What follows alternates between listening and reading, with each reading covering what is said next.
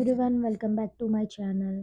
ప్రతి మంగళవారం సుబ్రహ్మణ్య స్వామి పూజ చేసుకుంటే మనం అనుకున్నవి జరుగుతాయి. ఫస్ట్ పాలతోని అభిషేకం చేయాలి. అభిషేకం చేసిన వెంటనే నీళ్ళతోని మళ్ళీ విగ్రహాన్ని కడగాలనమాట. కడిగిన తర్వాత మనం ఆయనకి పసుపుతోని విగ్రహాన్ని ఫుల్ అంతా ఎక్కడ గ్యాప్ లేకుండా పసుపు రాయాలనమాట. సుబ్రహ్మణ్యం స్వామికి పసుపు అండ్ అలంకరణ అంటే చాలా ఇష్టం కాబట్టి మనం పసుపుతో గానీ, లేదంటే గంధంతో గానీ ఆ విగ్రహాన్ని అంతా పసుపుతోని రాయాలన్నమాట. ఇలా ఎక్కడ గ్యాప్ లేకుండా చూసుకొని మరి రాయాలి. పూజ చేస్తే చాలా నియమంగా చేయాలి. నియమంగా చేస్తే మనం అనుకున్నవి జరుగుతాయన్నమాట. తర్వాత అక్కడక్కడ గంధంతోని ఇలా బొట్లు పెట్టాలన్నమాట. గంధంతో బొట్టు పెట్టిన తర్వాత కుంకుమ గూడా బొట్టు పెట్టాలి. ఆయనకి చల్లదనం ఇష్టం గాబట్టి గంధం రాస్తే చాలా మంచిది. సో, గంధము, పసుపు ఇలా రాస్తే అలంకరణగా చాలా బావుంటుంది. కుంకుమతో బొట్టు పెట్టాలి. ఎవ్వరైనా చేసుకోవచ్చు. ఆడవాళ్ళు గానీ, మగవాళ్ళు గానీ ఈజీగా సింపుల్ ప్రాసెస్‌లోని మనం వీలైనట్టు ఇలా పూజ చేసుకోవాలి. 9 వారాలు గానీ, 11 వారాలు గానీ పూజ చేయాలనమాట.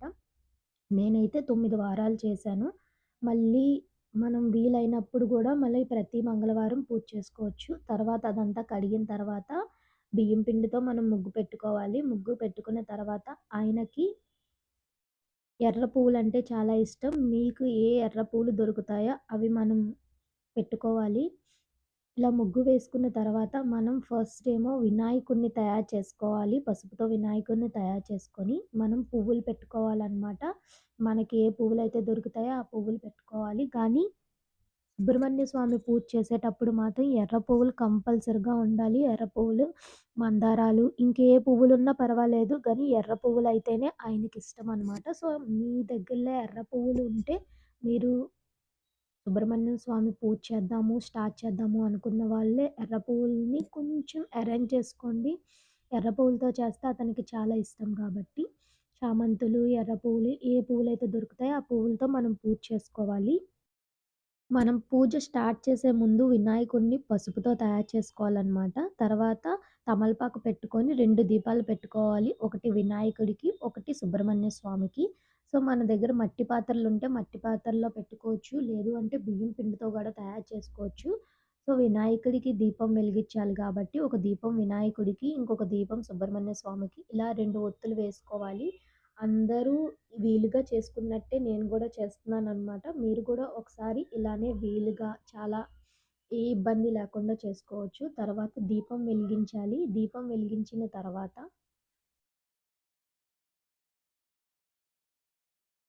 నైవేద్యమేమో మనం అరటిపళ్ళు, ఇంకా ఖర్జూరము పెట్టాలి. వినాయకుడికి ఖర్జూరము, బెల్లం గూడా పెట్టాలనమాట. వినాయకుడికి బెల్లం అంటే చాలా ఇష్టం గాబట్టి బెల్లం పెట్టాలి. తర్వాత నార్మల్‌గా మనం ఎలా అయితే ఇంట్లో పూజ చేసుకుంటామో హారతిచ్చి, ఇలానే 9 వారాలు గానీ, 11 వారాలు గానీ పూజ చేసుకుంటే మనం ఏదైతే అనుకున్నామో అది నెరవేరుతుంది. మీకేవైనా ప్రాబ్లమ్స్ ఉన్నాయి అంటే సుబ్రహ్మణ్య స్వామి పూజ చేసుకోండి. డెఫినెట్‌గా నెరవేరుతుంది. ఒక ప్రమికలోని అతనికి పాలంటే చాలా ఇష్టం కాబట్టి, ఒక ప్రమికలో పాలు వేసి మనం పూజ చేసే దగ్గర మనం పెట్టుకోవాలి. తర్వాత ధూప్ స్టిక్‌తోని మనం ఇలా కొంచెం ధూపం ఇచ్చేయాలి. ఇలానే 9 వారాలు సింపుల్‌గా మనం చేసుకోవచ్చు. అండ్ లాస్ట్ వారం పూజా విధానం ఎలా చేయాలో నాకు కమెంట్ బాక్స్‌లో కమెంట్ చేయండి. ఇంకొక వీడియో అన్నది నేను అప్‌లోడ్ చేస్తాను. తప్పకుండా చేయండి. మీ కోరికలన్నీ నెరవేరుతాయి. అమ్మాయిలైనా చేయొచ్చు, అబ్బాయిలైనా చేయొచ్చు. ఈ విధంగా చేయండి. మీరు అనుకున్నవన్నీ జరుగుతాయి. పూజ స్టార్ట్ చేసేటప్పుడు కొన్ని నియమాలుంటాయి. ఆయిల్ ఫుడ్ తినకూడదు అండ్ బయట ఫుడ్ కూడా తినకూడదు. ఎన్ని వారాలైతే మనం చేద్దామని మొక్కుకున్నామో ఆ రోజు మాత్రం మనం ఆయిల్ ఫుడ్, బయట ఫుడ్ తినకూడదనమాట. మీలో ఎవరైనా పూజ స్టార్ట్ చేద్దాము అనుకున్న వాళ్ళు నాకు కమెంట్ బాక్స్‌లో కమెంట్ చేయండి. పూజ ఎలా చేయాలి? ఏ విధంగా చేయాలి? అండ్ ఇంకేమైనా డౌట్స్ ఉంటే నాకు కమెంట్ బాక్స్‌లో కమెంట్ చేయండి. మీ డౌట్స్ అన్నీ నేను క్లియర్ చేస్తాను. మనం అనుకున్నది జరగాలి అంటే మనం నియమంగా పాటించాలి. నేను గూడా అలానే చేశాననమాట. So, thank you for watching.